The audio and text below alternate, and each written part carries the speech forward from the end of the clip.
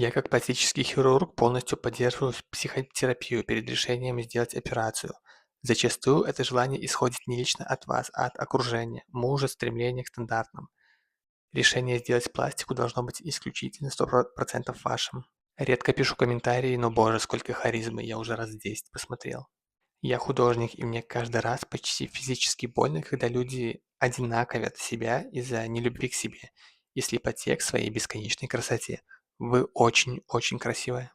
Никогда не вру и никогда не пишу комментарии ради лести. Если я не согласна с видео, я просто его пролистаю. Но тут, боже, какой красивый нос. Действительно, он прекрасный. Я бы себе его хотел на 100%. Я бы записалась на ринопластику, чтобы сделать именно такой нос. Он вам очень идет. В последнее время очень много видео на эту тему, но я не могу поверить, что все эти девушки не знали, что они красивые. Вас не знаю, видео попалось в реках, но я тоже порадовалась, потому что вы такая красивая.